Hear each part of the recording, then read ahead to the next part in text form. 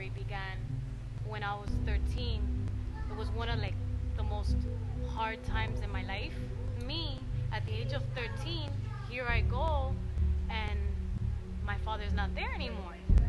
It was like, okay, now how am I gonna, continue middle school? How am I gonna go from middle school to high school, from high school to college? What's gonna happen?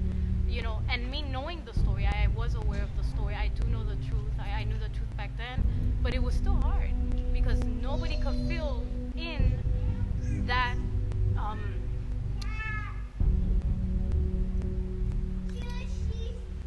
You know, it was really hard. My name is Torres. My father is Mario Torres. He went into jail when I was 7 years old. He left the country and he went to jail when I was 10. He got out when I was 20 years old. I'm 24 years old now, and we've been building a relationship, I think, now for the last 4 years since he's been out. I always saw my dad as like a white-collar crime, and I didn't know what he had done, and he was such a good person to me that I didn't understand when he was in there a lot of the time. He was funny. He was always a really funny guy, and he got along with everybody in the jail, and it was weird, but I didn't like the experience. I would cry before going. It wasn't so much that I cried because of him, but I cried because I didn't like the place. He could give you a hug when you walked in, he could give you a hug when you walked out, but that was it.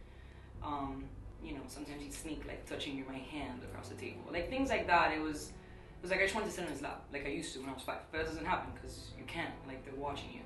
Going through my teens while my dad's in jail, like, you can only imagine. Teenage years are not easy, and, like, he would always try to, like, pack, like, a year of, like, advice into, like, an hour visit.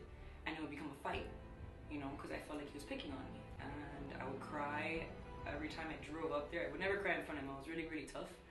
But I went through a lot, like, the experience of having to deal with him giving me advice and trying to make me grow up and trying to show me what was right and what was wrong. And I was like, who's this guy?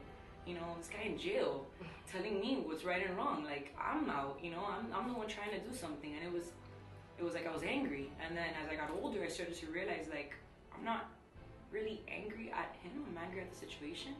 Me, my beloved friends watching out there, if you're out doing anything illegal, your friends and your family, your friends are gonna leave you.